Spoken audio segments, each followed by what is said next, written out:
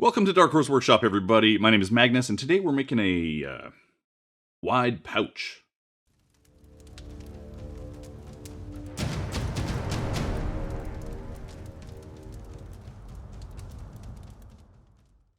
Remember that this pattern is 50% off for the first 24 hours after the release of this video. You can also find all my other patterns and art on my Patreon at a screaming deal, or on my website at a less screaming but still good deal. The first thing you're going to need to do is cut out your pattern. I am using a bit of masking tape to tape my pattern to my Vegetan leather here.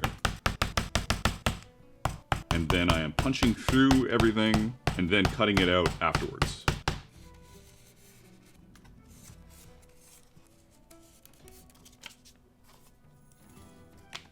Now I've been using a laser cutter a lot recently to cut out all of my patterns. This is the WeCreate Vision Pro 45 watt. Description has a link if that's something that interests you. My hands are pretty screwed up lately, and it certainly helps with that. We need a couple of 5/8 inch straps for this project. Most of the beveling I do is with a number 2 or 3 beveler. And we're doing 1/8 inch holes for all of our rivets. You could maybe do it a little smaller, but I usually use 1/8 inch solid brass peening rivets. I haven't in this project. Oh my god, everybody freak out. But I'm still using the same hole punch, 1/8 inch.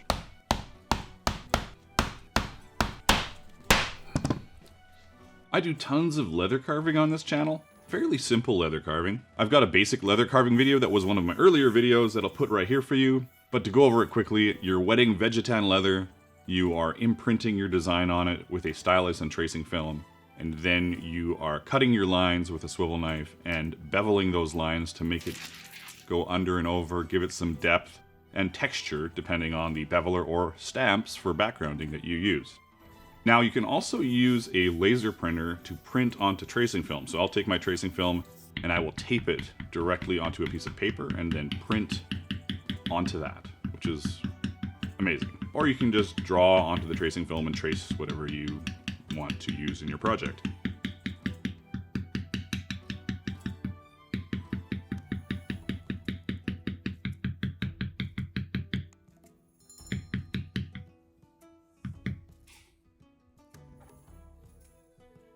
Hey, if you're looking for tools, supplies, and leather, I've got you covered. You can find links to both LONSDALE leather with my 10% off coupon code, or to my Amazon storefront, all in the description down below, so go have a look.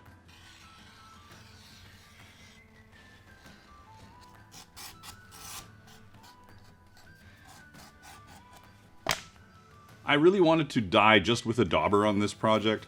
If you want an even coat, you certainly should use a larger sheep's wool. So there's just a lot of opposite direction strokes with this turquoise dye that I love from LONSDALE Leather. It's their Roma dye, and it's awesome. I love this dye. Wetting your leather first allows the dye to go on a little more even. Since I'm just using a dauber and I've got knotwork, there's going to be a lot of light coats and possible chance of streaking.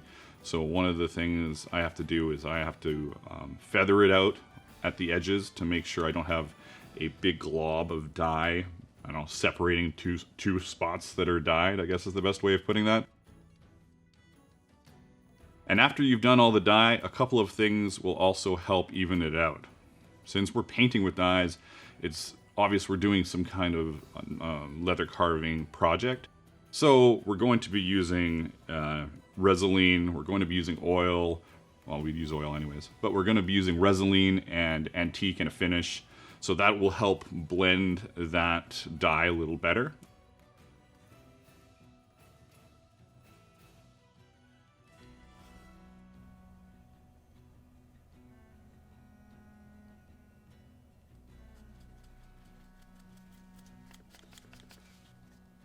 I'm using Tokenol in this applicator for burnishing my edges. You can find that applicator also down in the description down below. It's a great little tool that I found, as well as a edge dye marker that I've got that's really great. So both of those will be in the description of this video.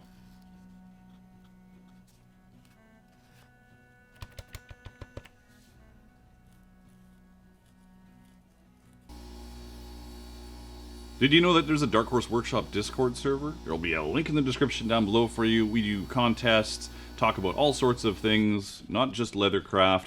So come check it out, hang out with us, and be part of the community.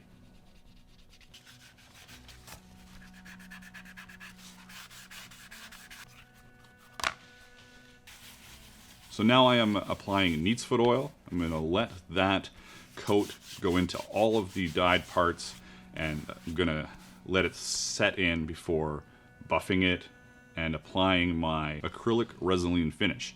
Now usually I use a spray gun because whenever I used to do it I always had streaks, and I just went straight to a spray gun. But this project I specifically told myself I'm going to figure this out. This is all stuff I should already know, and you guys can make fun of me for it in the comments down below.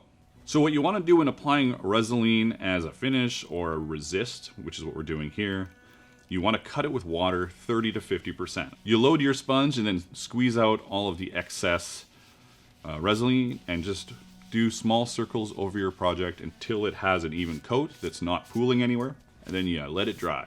And then you do that again, and you probably do that again. But I did 5 coats, but that was because it was 50%, and I was a little paranoid about it not working properly because I had never done it like this before. But if you've had problems with streaking resin, that's your answer. So we're going to do our antique after this. A little too much antique, but it's okay. We rub it all over the project and make sure it gets into all the cracks before wiping it away. I also do this to all the other parts just to keep the color consistent and apply a finish at the end.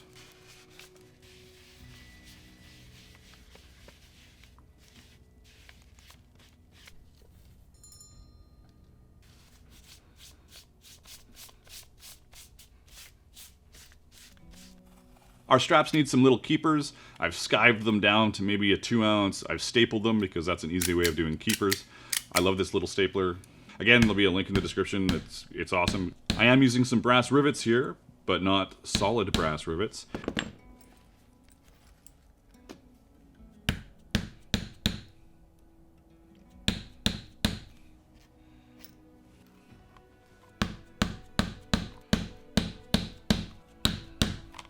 A lot of the time I do a running stitch and then awkwardly go back and forth as if it's some kind of saddle stitch. It's kind of a saddle stitch. But in general, people that are doing it professionally, they've got just 2 needles and they're in and out and everything's perfect.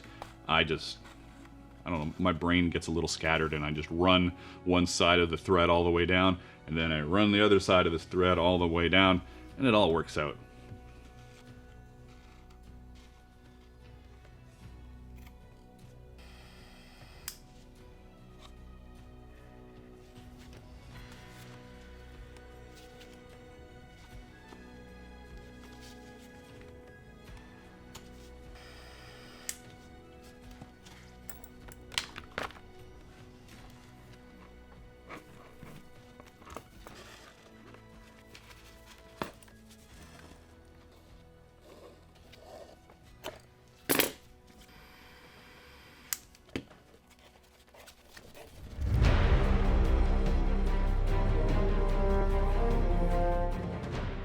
This was a lot of fun. It was a good build.